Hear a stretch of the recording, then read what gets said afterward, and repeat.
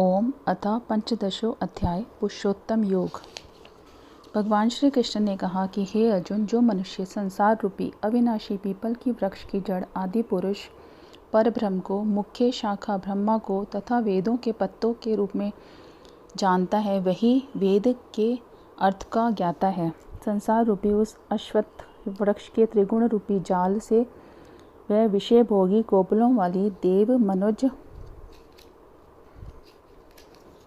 व त्रियक योनि रूपी शाखाएं ऊपर नीचे अर्थात सब जगह व्याप्त हैं, और मनुष्य योनि में कर्मानुसार बांधने वाला अहंता, ममता व वासना रूपी जड़ें भी ऊपर नीचे सभी जगह व्याप्त हो रही हैं। संसार रूपी वृक्ष का जैसा स्वरूप बतलाया गया है, वैसा स्वरूप यहाँ मृत्यु लोक में कल्पित भी नहीं किया जा सकता, क्योंकि इस वृक्ष का ना तो कोई आदि है, ना ही कोई अंत, तथा ठीक प्रकार से इसकी स्थिति भी नहीं है। अर्थात इस वृक्ष का निर्वचन करना वाणी से परे है।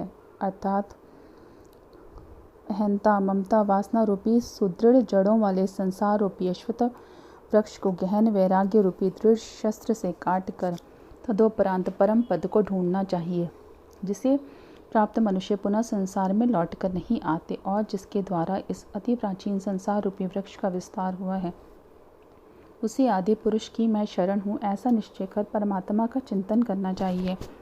जिन्होंने मान, मोह, आसक्ति रूपी दोषों पर विजय पा ली है, और जो परमात्मा के स्वरूप का ही सतत ध्यान किया करते हैं, जो निष्काम हैं, ऐसे सुख दुखादि द्वंद्वों से मुक्त पुरुष नाश रहित परम पद को पाते हैं। मेरे उस परम पद को ना तो सूर्य प्रकाशित कर सकता है और ना ही चंद्रमा, अग्नि आदि ही।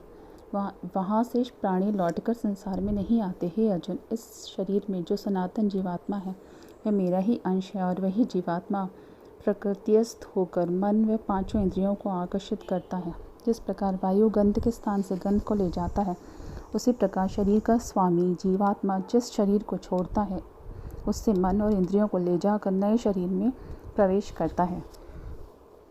यही जीवात्मा श्रोत्र अर्थात कान, चक्षु अर्थात नेत्र, त्वचा, रसना, घ्राण, वह मन के माध्यम से विषयों को भोगता है।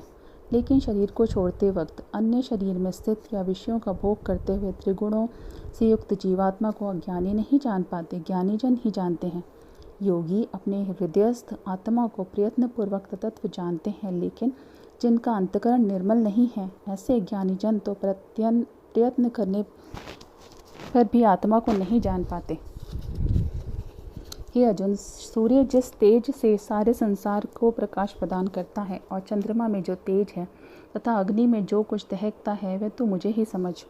पृथ्वी में प्रविष्ट होकर मैं ही अपनी शक्ति, अपनी योग माया से सभी जीवों को धारण करता हूँ, और अमृतमय चंद्रमा के रूप में समस्त वनस्पतियों अर्थात औषधियों को पुष्ट करता हूँ।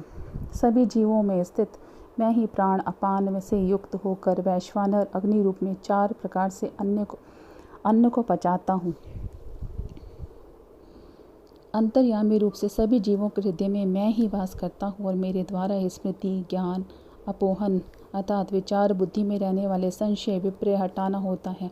वेदों के माध्यम से जानने योग्य भी मैं ही हूँ, और वेदांती और वेदज्ञ भी मैं ही हूँ। हे अर्जुन, सृष्टि में नाशवान और अनाशवान ये 2 प्रकार के पुरुष हैं। इनमें से समस्त प्राणियों के शरीर में रहने वाला नाश को प्राप्त होने के कारण कहलाता है, जबकि कुटस्थ लोहार का वह लोहा जिस पर लोहे के अन्य टुकड़ों को नाम रूप दिया जाता है, अविनाशी है।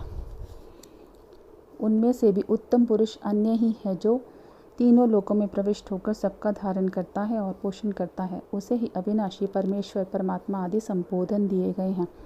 मैं नाश को प्राप्त होने वाले क्षेत्र से बिल्कुल अतीत हूँ, जीवात्मा से भी उत्तम हूँ, अतः लोक व वेद में मुझे पुरुषोत्तम कहते हैं। हे भारत, जो ज्ञानवान मनुष्य मुझे इस तरह तत्व जानता है, ऐसा सर्वज्ञ मनुष्य ही सब तरफ से सतत मुझ वासुदेव का भजन करता है। हे निष्पाप अर्जुन, इस तरह ये अति रहस्य में गूढ़ शास्त्र मेरे द्वारा कथित है। इसे तत्व जान लेने पर मनुष्य ज्ञानी और कृतकृत्य हो जाता है। ओम तत्सदिति। श्रीमद्भगवद्गीतासु उपनिषत्सु ब्रह्म विद्यायां योगशास्त्रे श्रीकृष्ण अर्जुन संवादे पुरुषोत्तम योगो नाम पंचदशो अध्याय।